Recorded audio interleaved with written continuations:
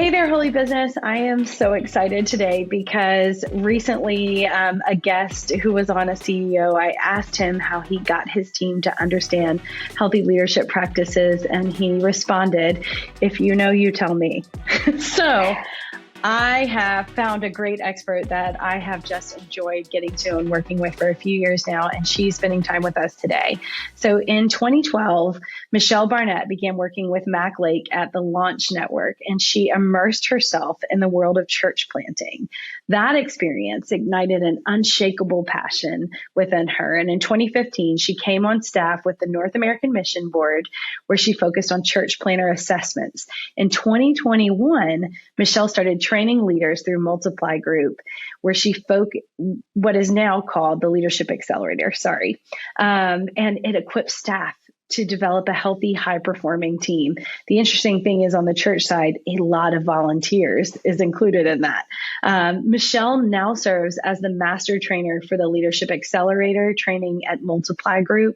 And if you have not seen their content or worked with anyone on their team, you are missing out. As a faith-forward leader, they put out so much amazing content. They lead cohorts. They have books that you can use with your teams. And it just really is something you should hit and look at all the options. But I have personally had the pleasure of working with them through a pastoral cohort that actually started 2 days before the whole world shut down in 2020.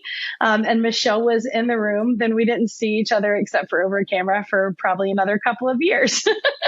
So if you are looking for a solid plan of attack on leadership development planning, especially with large organizations, volunteer-based organizations, you need to check them out. And today she brings all that knowledge to us for just a few minutes, and it is an absolute privilege to have you, Michele. Thank you, Candice. Thanks for having me on. So tell me a little bit, before we get into your role, tell me a little bit about your journey and how you've fallen in love with the development you do. It started early on. I went to school I studied psychology. I was determined that I was going to be like a clinical psychologist, counselor. I loved everything about studying people, learning people, and just decided one summer, it was the summer between my junior and senior year of college, I said, well, I'll do a student ministry internship because it sounds like a fun job. And I just get to basically play all summer, and it will keep me busy and everything. And so I jumped into that and fell in love with ministry, with the ministry world. I had no intention of going in that direction. So I was a student intern and absolutely loved my experience through that. And it was during that time that the student pastor who we were serving with, he was very focused on development. He loved to read and study and talk about spiritual growth and development, which is huge. That's when I first started to learn about my identity in Christ. But he also introduced us to John Maxwell and some others who just were really focused on developing us as leaders. And some from very early on in my early 20s, it was something that was birthed in me, a passion about development. And so during that time, though, of course, in my 20s, I was very focused on developing me. I wasn't as focused on developing other leaders. I was just like, I want to be a better leader. I want to focus on my own development. And it was years later, as you mentioned, in 2012, when I started working for Mac Lake with the Launch Network at the time. He was the one who helped really start to give me more of an intentional form of development and a system for development, which you see play out in our Leadership Accelerator, which we do. But he gave me an intentional process for it, and also said that you can't just develop yourself as a leader. What you're learning, you've got to now start developing others and reproduce yourself in others. And so it's just been a journey of people developing in me and focusing on my own development, but then also challenging me and encouraging me to develop others. And it's just something I love to do. I feel like I've given my heart, my passion, my life to doing, is to see individual leaders develop, but then also looking at the health of entire teams and seeing them develop together. That's so great. And now you've moved into this master trainer role. Tell me a little bit about what that looks like, how you moved into that role, and really what you love about it. Yeah. So with Multiply Group, we have our own leadership pipeline within, which is another thing we do Yeah. within that I know you're familiar with. And so one of our levels is that master trainer. And basically what that is it's focused on one of our service areas, which we now call Leadership Accelerator. And it's my job right now. I'm coaching. So I'm coaching directly with teams through Leadership Accelerator, but I'm also as a master trainer, my job will be to now train other coaches and train them up to be able to coach that as well.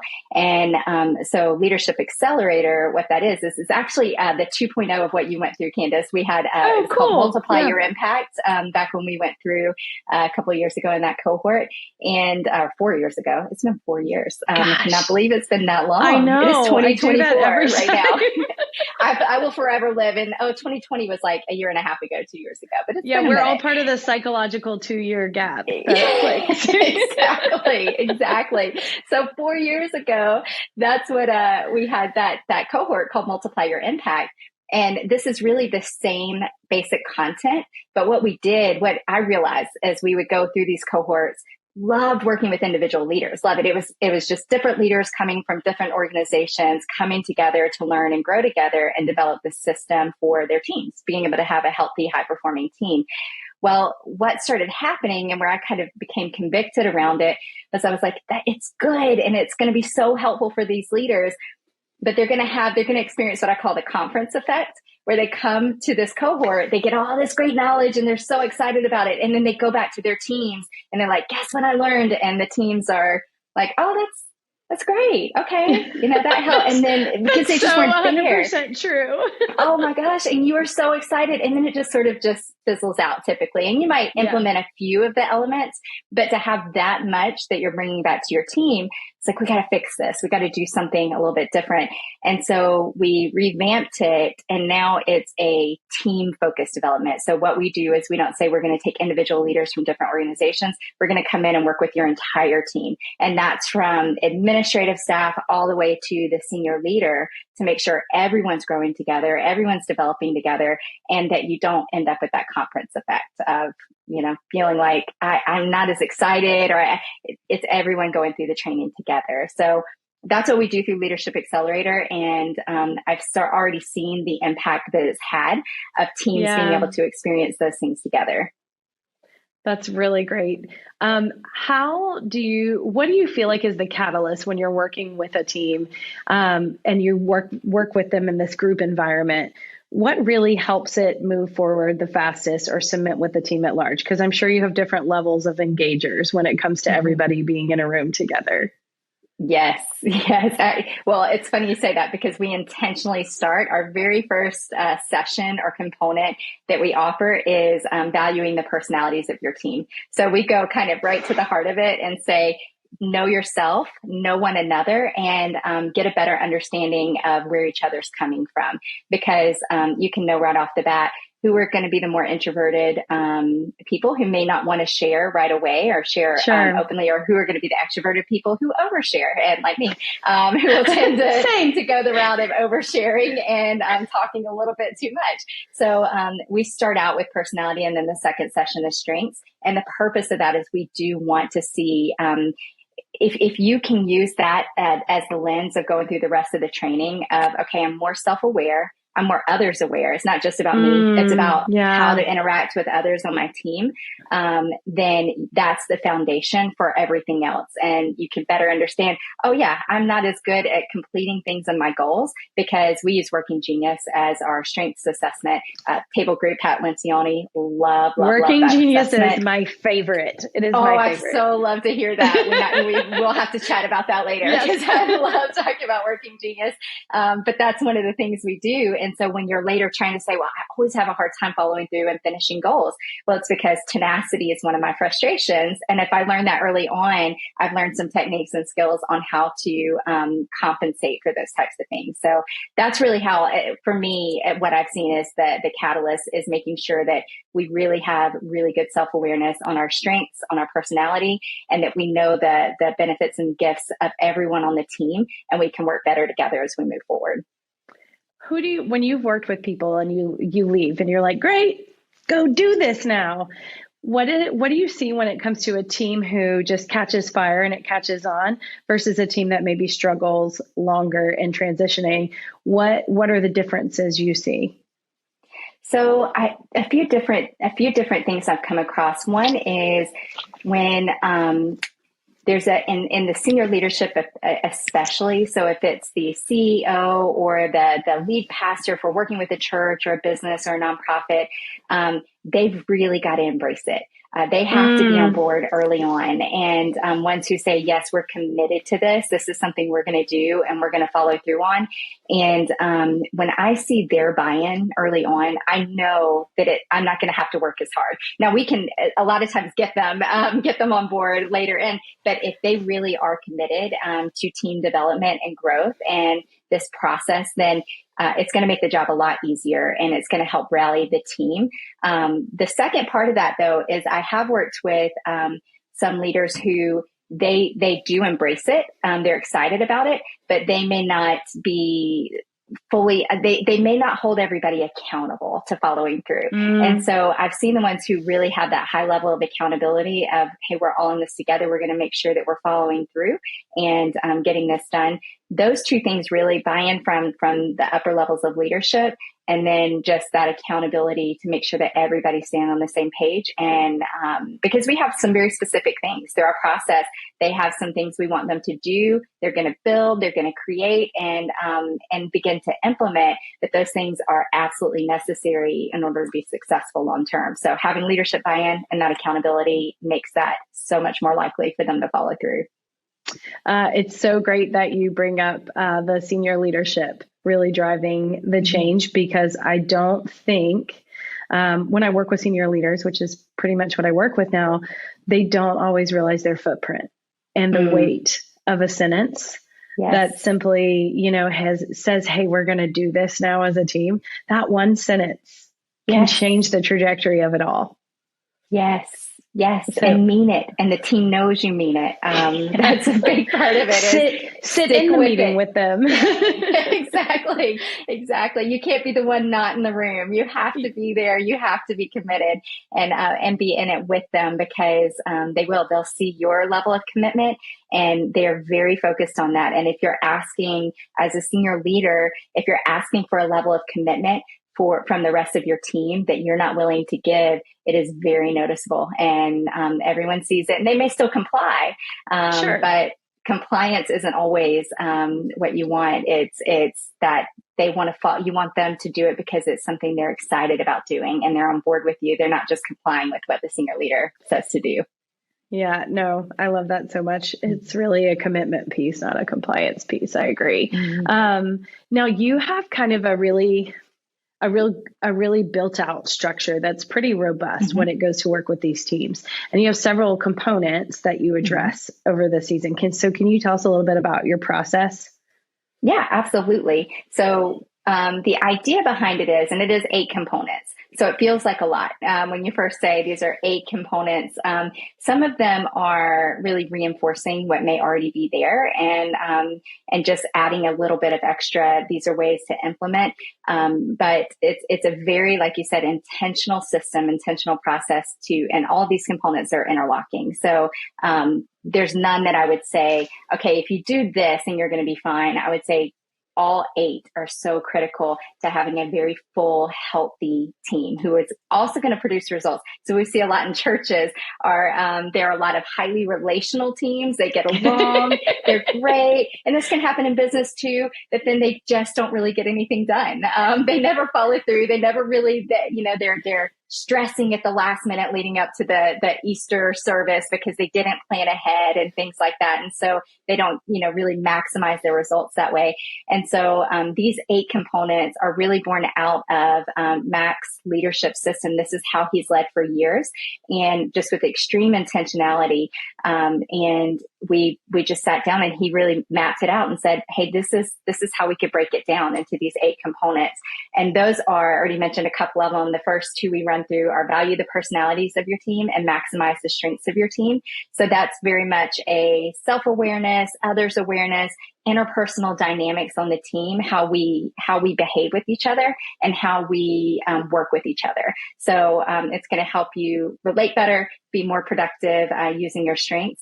And the next 2 components we have live out the values with your team and clarify the vision of your team. So this is going to help more organizationally, make sure that you've got clarity, you know where you're going. You're not just kind of making it up as you go. You have a clear vision for the future and know exactly how you're trying to get there. And your values are going to support that. They're going to help really develop the character of your team. Is how I like to see values, that it shapes the character of your team and make sure that you guys are all on the same page with what you value most as an organization. And it just creates that great, strong organizational culture.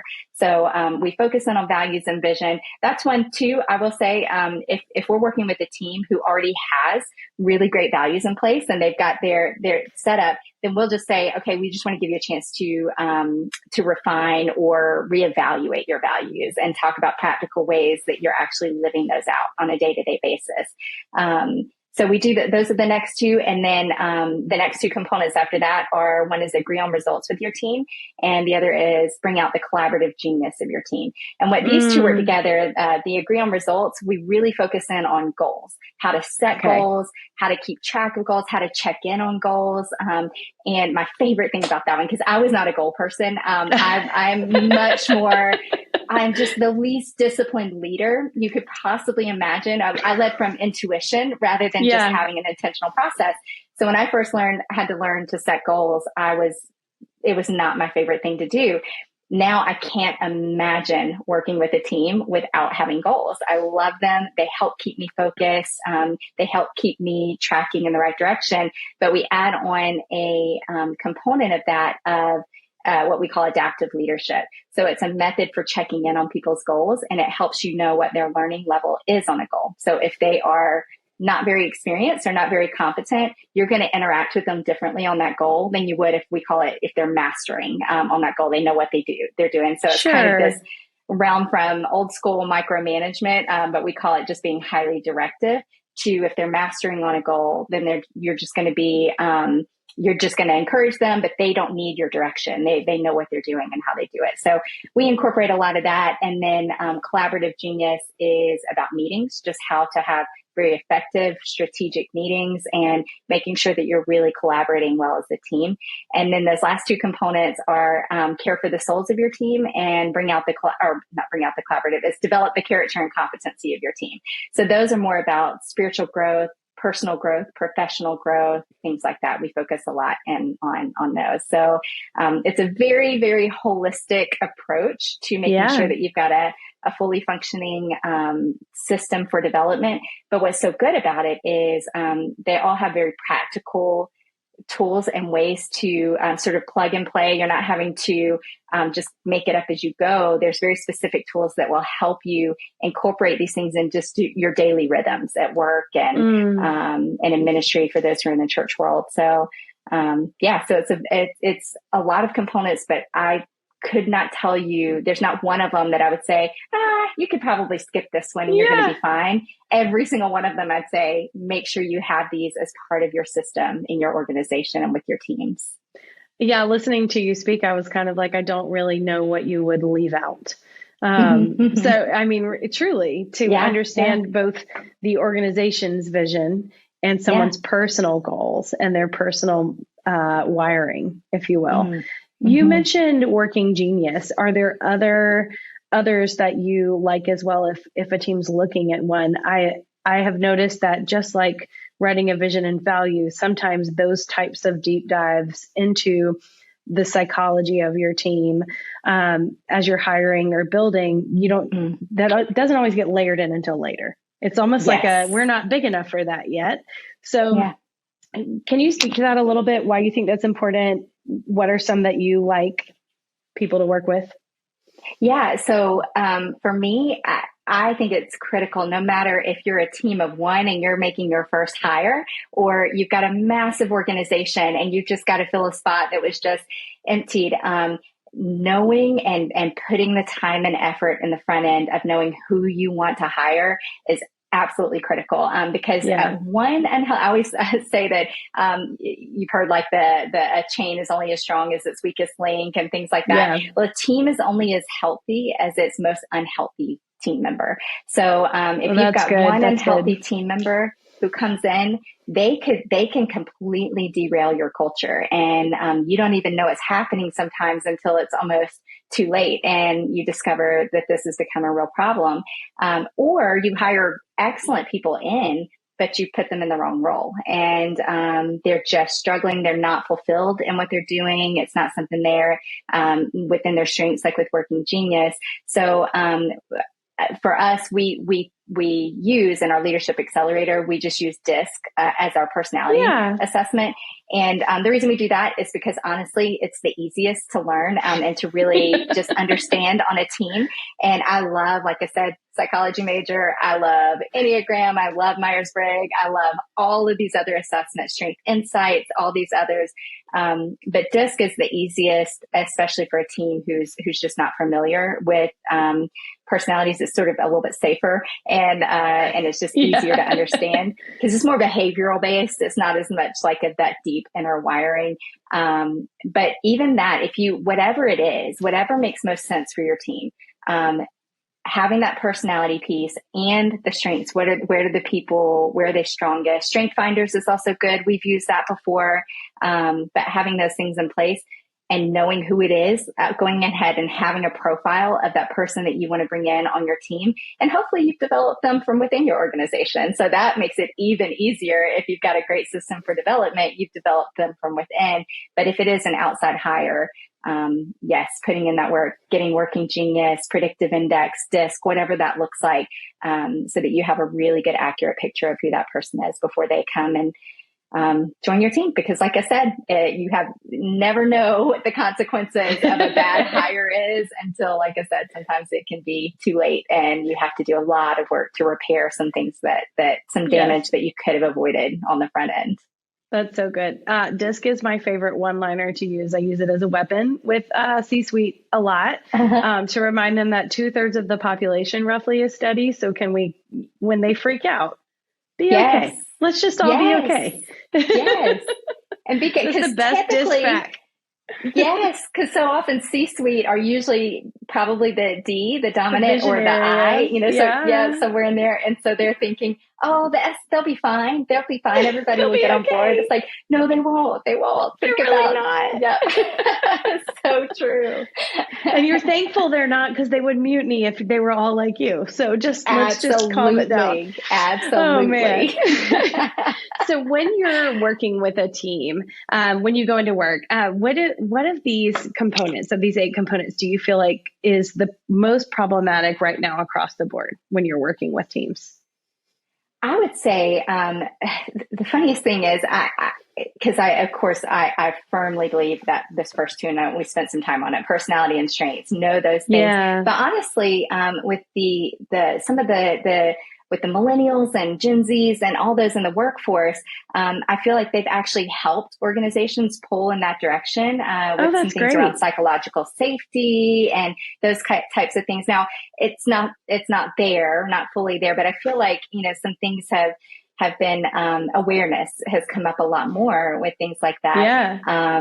So that's been helpful, because I would have said that probably a couple of years ago, even I would have said, that's the thing that I think most miss, but they're getting a little bit better. What I see now, and it's so practical, it feels so like such an easy thing to do, but it's in the meetings. When I talk about bring out the collaborative genius of your team, it's how intentional teams are around meetings. And sometimes teams just meet because they know they're supposed to meet. And I mean, you, I'm sure, have heard it 100 times. You've probably experienced some meetings where you walk away and say, well, that could have been an email. And I don't know why we just had to sit through that when it could have just come to me and, email, text, anything other than sitting there for an hour. listening. And so, so much of the heart of a team and what happens within the context of meetings, because that's when you are planning for new initiatives, new projects, events, things like that. It's when you are utilizing the different geniuses in the room. If you're using Working Genius, that's when those things really start to shine and are drawn out in those meetings. And if you're not strategic about how you're, not just when you're having meetings and how many meetings you have, because people always say, oh, good, you're going to come help us have less meetings. And I always laugh. I was like, probably not. You're probably going to have either as many or more meetings based on the way that, but they're going to be more productive, more strategic, and you're going to see better results and outcomes from those meetings. And you're going to grow closer as a team. So it will have that relational component as well if you're meeting the right way at the right time. Even when we talk about soul care, that's a part of meetings. We say incorporate this into your regular meetings and make sure that you are, you know the fate of your team members, you know what's happening in each other's lives and things like that. So all of that really, so much of it boils down to having really good, productive, effective, engaging meetings. So that's the one I would say, if you had to pluck one out and say which one is the most missing and could, just by fixing that one thing, is going to improve overall your team health, that would be the main one I would camp out on. I really love that you brought that up, because especially with hybrid, remote, and in person all happening at the same time in a lot of organizations, leveraging a meeting and making it meaningful seems to be really problematic. What are some tips you give when you're working in that collaborative component to teams that are trying to navigate this? Because it can be really easy to say, maybe we don't need to give that meeting because the backlash that it's happening is so bad that I don't think it'll be productive. I've just seen people give up more than push through. So I'd love some insight from you on how you address that and how you work with it. Yes, absolutely. Because I've been working remotely for, goodness, probably about 15 years now. So I've been on staff within an office building. So I was doing remote work before it was really cool. And when we all had to for COVID, I was already in that. And it's a challenge when you're all in the same building together. I mean, it's already a challenge at that point to make sure that you're having good strategic meetings and that you're planning for that. But when you are spread out across the country, even, it could even be across town and you're just working from home, or a lot of teams working across the country or the world, you have to be even more strategic. You have to know from start to finish my agenda. I know what I want to accomplish. I've got my objectives. And I'm making it interactive and engaging. If I'm just talking the entire time to you, I'm the leader. I schedule a meeting. I get on. It's like, I just need you guys to know what's happening. And I communicate. And I say, does anybody have any questions at the end of a 45-minute monologue? I could have recorded a video and said, everybody watch this in your own time, and just thumbs up when you've watched it. I don't have to bring everybody. Exactly. So there are other ways virtually to communicate something, but a meeting communication is just a small part of it. You want to have collaboration, make it interactive, make sure that you're clear. We actually use Working Genius to help us know which voices that need to be used and speak loudest in a meeting versus which ones you want to regulate. So if it's an ideation meeting, we have to encourage people, if you're familiar with Working Genius, if you're listening, there's an implementation geniuses where they are going to see the details that just need to be done to just land the project or land the plane. Well, during ideation, we're not ready for that yet. So we just encourage, contribute to the ideation, but we're not ready to talk details and say how it's going to be done or what's going to be done. We're still ideating. And so when you are being very, very focused and intentional about what types of meetings you're having and how often you need to have them, you have them on the calendar and you're not meeting just to meet. You really have a purpose for that. It makes all the difference. So we've actually outlined 6 different types of meetings that you could have and should have on a regular basis. And we get into more detail about that, but it's enough to say, just have 2 to 3 objectives you're trying to accomplish, and don't talk the whole time. Don't make it a monologue. Make sure you're involving other people on the team to lead different parts and to make it more interactive. I love that you talk about really kind of clarifying the type of meeting it is, so that your people who like to finish the project are not annoyed by the ideation meeting going, why is my time being wasted?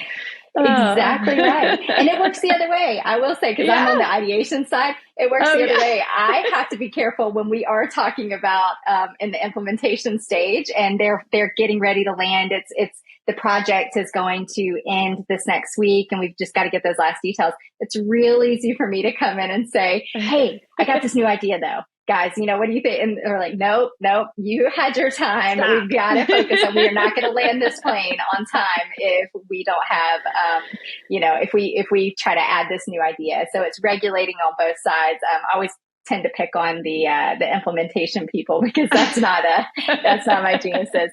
But yeah, it's so important and it's so helpful to have that because they know they can sit patiently through the ideation. Exactly what you said. They can sit patiently because they know their time is coming and they're going to be able to have their voices heard and get their opportunity. But it creates more understanding and patience going into the meeting when you know the context in the meeting ahead of time. No, that's really great. So you have these components, you work through this with a team, you're getting everybody on board, but you're also learning about these teams while you're working with them and where their skill sets are. Mm-hmm. When you're working with a team, we're talking, about soft skills. So sometimes problems can be more difficult to see or diagnose and address. What's your approach if in working with a team, you notice that someone might be in the wrong seat or someone maybe isn't in the healthiest space for leadership on the team? How do you approach that? What are your suggestions for a team trying to figure out how to approach that with someone? Yeah, it is such a, that's one of probably the bigger challenges because you're going into a team who, they care for each other. They have relational connections. A lot of the teams I've worked with, they are very good friends, and it makes it that much harder for them to see a team member who maybe just isn't fully self-aware. Maybe they want to be really good at something and it be a strength for them, but working genius and other things have shown, hey, that might not actually be your gift or your strength. Yeah. And being able to help them see, for one, that this may not be the best seat for this person, but helping them realize it and discover that without it hurting relationship is probably the biggest challenge. And so one of the things I do when I go and work with a team like that is I'll first talk with the senior leader or senior leaders and just say, give me your thoughts on how is this person doing? Because usually I can see it fairly quickly when I go in and I'm looking in the room and I'm seeing even just from the personality results and the working genius type results. And I see the org chart and things like that. I might say, tell me about this person. Where do they seem to excel? Where do they tend to struggle? And are there things that you see that maybe you feel like they could be doing that they're not? And I'll just have sort of more of that informal conversation with them. And if it is looking the way I'm thinking of, I'm not sure they're in the right seat, then all I can do is recommend, but I give those recommendations. And then I say, but look, you've got to have you want to see your team produce results. Absolutely. That's why teams come together. If a team is a team, they're producing, they've got results. Otherwise you're just a group of friends getting together. So that is critical and you've got to make sure that's happening. But it doesn't mean you throw the relational component out the window. And we still care for that person. We value that person. And so I always recommend don't beat around the bush. Don't shy away from it. You've got to lean into it. Have the courage to have the conversation. It might be hard for that person to receive in the moment, but the benefit of them being in a space where they're working out of their geniuses and their strengths, they will see the benefit. It will come. Right now they're in a position where they're forcing through and just, making their way through their weaknesses or their frustrations. And that's not going to be good for them. And it's not going to be good for the team long term. So a lot of it is really just talking with that senior leader, helping them, seeing where they're at. They usually know it. 9 times out of 10, they know it. They already see it. They're just not not sure what to do about it. And sometimes it really is just that nudge to say, hey, this is going to be really helpful for that team member. It's going to be good for them, even though it's going to be a hard conversation. You got to be open with it, let them know, and help reorient them to whatever that new role is that's going to be a better fit for them. We had an organization who we were working with, and that happened. And I was very, very, very concerned about how this leader was going to take it, because the leader was overseeing a team, and it really just was not, they were much more administratively minded and had more of a strategic kind of mindset. And it just made much more sense for them to be in this other role that wasn't necessarily over a team, but it was critical for the organization to have someone who was really sharp and had the skill set that they had, that it could feel like a demotion when you go from leading people to not leading people.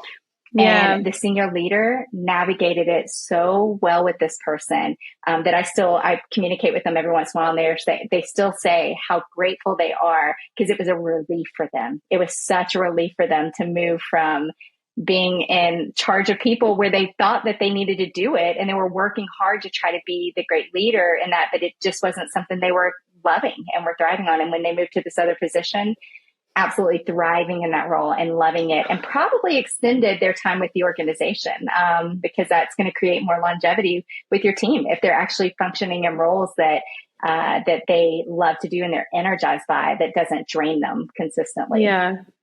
I think it is a mind shift to recognize that there's a role that they could be impacting with greatness that we're stealing from them by keeping them in an unhealthy seat. Likewise, there's a team that could be running that you might actually lose members of by people being in the wrong seats because they can't function with that type of confusion. So I love that you brought that up. That's really such a great way to explain it to people. That's cool. I feel like there's probably a leader listening, like, I just need to bring someone in to tell me that I need to handle this so I can handle it. Yes. I just need to hear an outside opinion. That's the beauty of consulting. I know. Right. You're like, hey, this came up in the meeting and we have data now. Let me be the bad guy. I'm happy to do that. So. It is a big part of the role. Yeah. Tell me a little bit, when someone is trying to decide, do I need to bring in someone out from the outside in? What does that look like? How should they weigh those thoughts? And what is your advice for someone listening who's going, should we be bringing someone in from the outside to help us with this? I am, obviously, because it's something I give my work and time to. So I might be slightly biased here, but I absolutely believe in the power of consulting or bringing in sort of a subject matter expert. One, because we do it in our personal lives all the time and we don't even think about it. If I'm sick, and I need to go for a checkup, or I go see a doctor. I don't try to fix myself. I usually go see a doctor. If I am struggling emotionally, anything like that, I'll go and consult a professional, go meet with a counselor or a coach or someone to help me navigate that.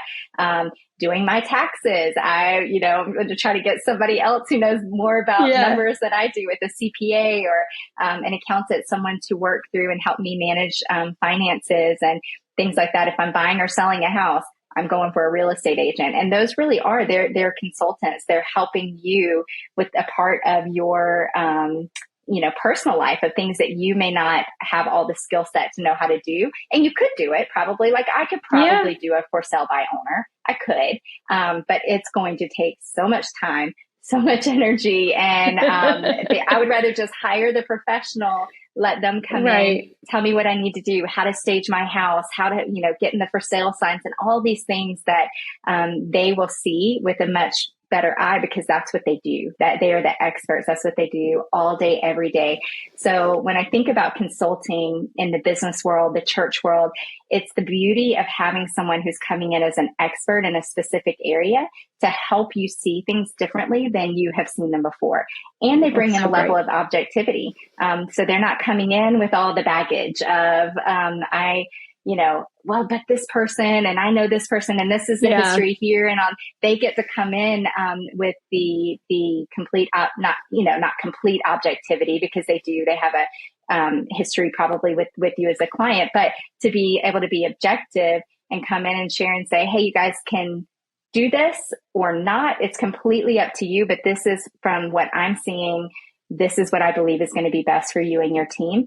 And just having that outside voice come in will help so much. Because we all know if you're married or, you're close with family, you can have your spouse tell you something over and over and over again. And this will drive your spouses crazy. They tell you over and over again. And then you hear an outside person come in and say the same thing. And you will follow it. You're like, you know what? That makes a lot of sense. I should do that. So there's something special, something unique about having an expert coming in from the outside who's objective, who can just look at everything in your organization or in a specific area of your organization and say, okay, I've done this a lot. I've seen this many, many times with many teams. And I can tell you, this is probably those few issues that you really want to focus on in order to, get better in this area or whatever it is. And so I believe that's power of consulting, is that objectivity and just that expertise, the subject matter expertise of someone who has been there, done that. They've seen it over and over and over again, and they can give you expert advice and guidance on how to improve that specific area for your organization. One thing we haven't gotten into yet, and I love this conversation. I think this could be like a 2-hour interview. Yes. These are my favorite things. These are my love languages. But you mentioned Genesis 37 being really where you focus on all these principles and where you feel like you get your passion for it. And the story of Joseph is always a fascinating one to me. I think because I'm an Enneagram 8 and vengeance should be mine in my mind. But it's always a convicting one and one I look to. So I just kind of was hoping you'd share a little bit about that. Yeah, the story of Joseph has always resonated with me. It's always my favorite, and one I go back to again and again. And I didn't really know why early on. I just felt like this is just a compelling story. And as I've gotten older and have really dug in more to see what is it to me that really stands out, and why I love going back to study the story of Joseph, is just how he was just so consistent, his integrity of I'm not going, like even with Potiphar's wife and that whole situation, he just said, no, I'm not going to do it, knowing that it was going to cost him, knowing that it was going to put him in a bad situation, where he fled from that, ends up in prison. And that whole time, 2 years where he's sitting in prison thinking, God, why do you have me here? What have I done? I did all the right things. And now I'm in this place where, he didn't know at the time, probably. I'm sure he could look back and say this, and so many of it, I've experienced it so much in my own life, is I can look back and say, oh, you were preparing me. This is what you were doing. You were positioning me, even in a bad circumstance, what I felt like was a bad circumstance. You were molding my character, for one, strengthening my faith in you and my dependence on you, and also positioning me into the place that he wouldn't, if he hadn't been put in prison, he wouldn't have been interpreting dreams, and then he wouldn't have ever been connected with Pharaoh. And so he had to go there. I mean, that had to happen. And if he didn't, who knows where he would have ended up. But of course it was God's plan and God's will, and he was going to position him where he wanted him at the time. But in the midst of that he just was faithful with what God gave him and the circumstances he gave him at the time, and just continued to live out of that.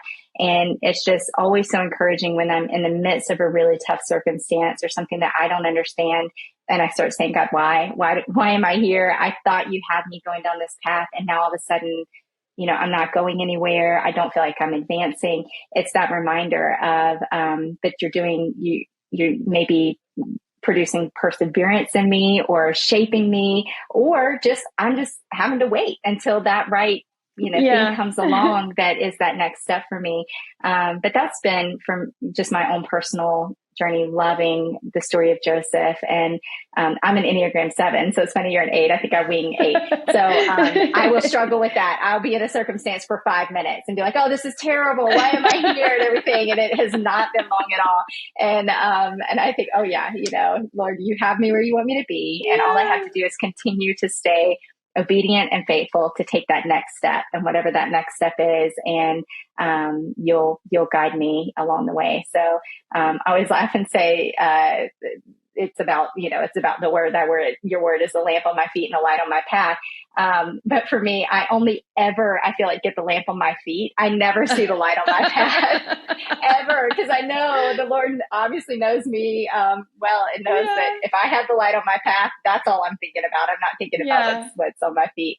So with Joseph, he was literally forced into that, of just having to wait for whatever that next opportunity was that God was going to provide for him, to elevate him and put him now as a man of high integrity, high perseverance. He was in slavery, he was in prison. So he lived among the people and then became second in command to Pharaoh. I mean, what better person to be in that position as someone who's lived among that and knows how to love people and how to treat those who were in these positions of just absolute destitute. And that's why I love that story. What a great story and vision to take to the leaders you work with too.